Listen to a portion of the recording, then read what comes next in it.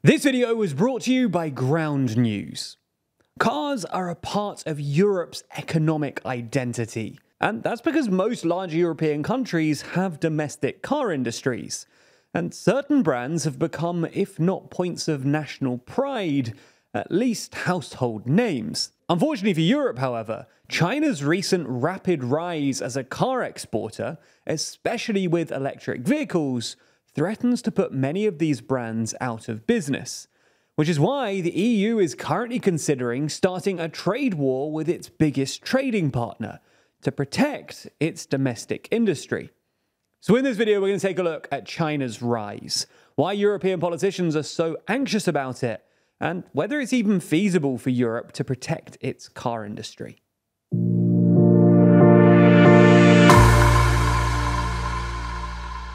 So, the proximate cause of all of this drama is China's recent and rapid rise as a car exporter.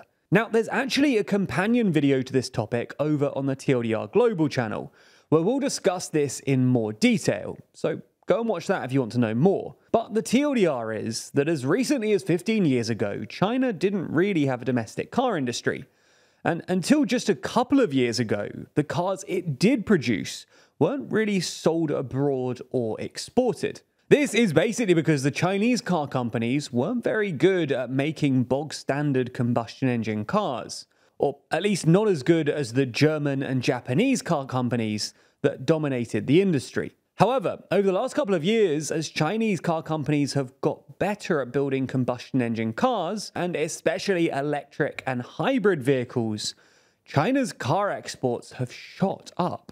In 2021, China's car exports basically doubled, going from 800,000 to 1.6 million. Then, just last year, China overtook Germany to become the second biggest exporter after Japan, and then promptly overtook Japan to become the biggest exporter of cars in the first quarter of 2023. Official figures claim that China exported 1.07 million vehicles in that period, up 58% compared to the first quarter of 2022, and about 100,000 more than Japan. Now, most of these cars ended up going to Asian nations, but a non-trivial number are sold in Europe, and the vast majority of those sold in Europe are electric cars, including Teslas made in Shanghai's Gigafactory. Now, this has provoked real anxiety within the EU, with many member states worried that this sudden influx of cheap Chinese-manufactured electric vehicles will undercut European producers and possibly even put them out of business.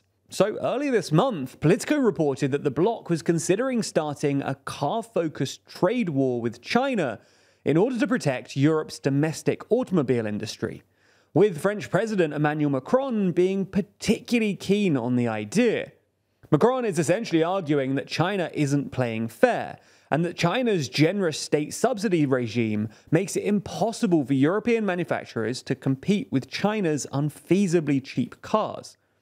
Some European officials have even accused China of dumping its EVs into the European market. For context, dumping is basically when country A deliberately floods country B's market with super cheap goods, usually heavily subsidized, in order to put companies in country B out of business. In fact, China did exactly this with steel in the mid-2010s. They deliberately dumped a whole load of super cheap steel on the market to bring down prices.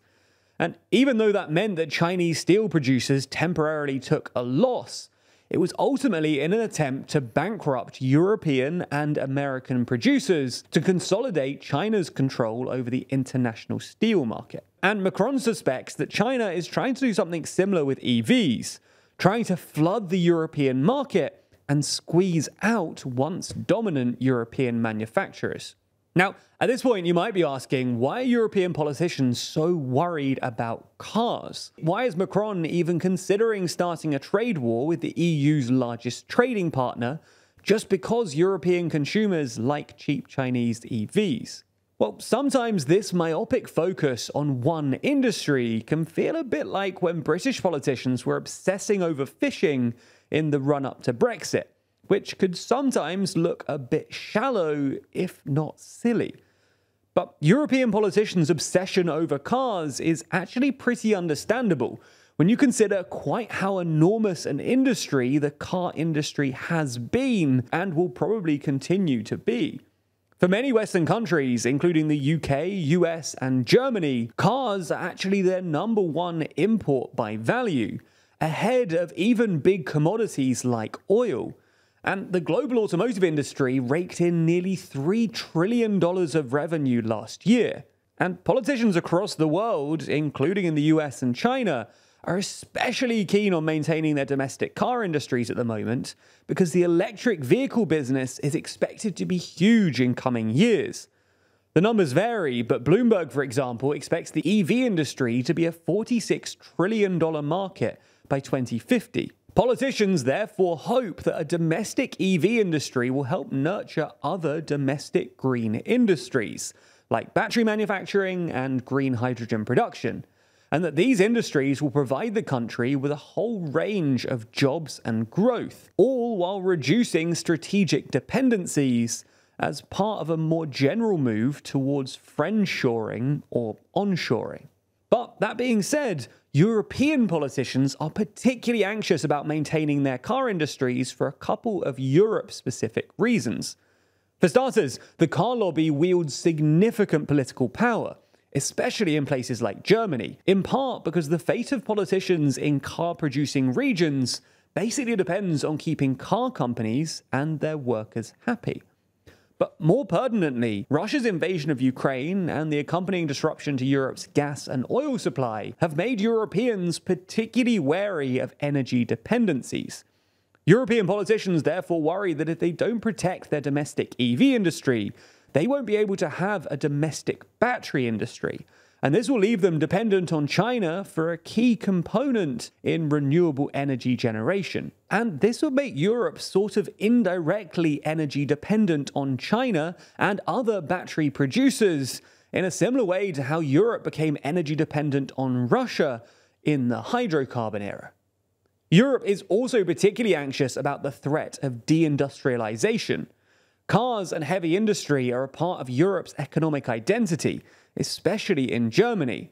But thanks to the continent's relatively high energy prices and Biden's Inflation Reduction Act, industry is already moving to America. Therefore, Europeans are understandably anxious about the prospect of simultaneously losing industry to both America and China, which would accelerate deindustrialization that has already proven to be economically and politically difficult. But while European anxieties might be understandable, there are no easy answers here.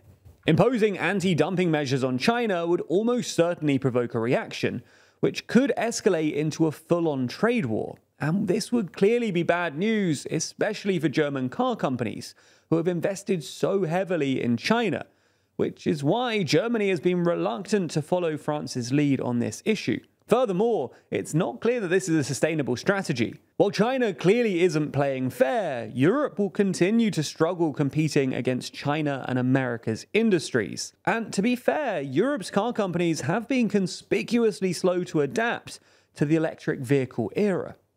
All in all, while European anxieties about deindustrialization are well-founded, protecting Europe's car industry will be expensive and possibly futile. Ultimately, though, the economics of issues like this are often complex and nuanced. And as such, our goal at TLDR has always been to try and shed some light on these stories so that you can better understand what's going on in the world around you. Unfortunately, though, many news outlets use this complexity and nuance in order to frame a story in a certain way. Which is why I'm excited to tell you about today's sponsor, Ground News. Ground News is a very useful website and app which I use every day and lets you compare related articles in one place from thousands of sources around the world and across the political spectrum, with context provided about each and every source of information. For instance, take this recent story about the first manager sentenced on the back of the 2015 emissions scandal. Ground News allows me to see which outlets are reporting on this most. In this case, just 12% of the articles are coming from right-leaning outlets. So if you only read from one side of the spectrum, you could be missing out entirely. It's not only that though, Ground also allows me to compare stories by outlet, enabling me to get a fuller picture of what's really happening. And if I want to dive deeper into any of these reports, I can be taken to the story in just one tap, with Ground also providing accuracy and bias scores for each outlet you can view. Now, I have Ground News on my phone's home screen, and I genuinely can't recommend them enough. So because of this, we've decided to offer a special 30% discount on Ground News' Vantage subscription. A discount you can only get by clicking the link in the description. So check it out and help support an independent news platform working to make the media landscape more transparent.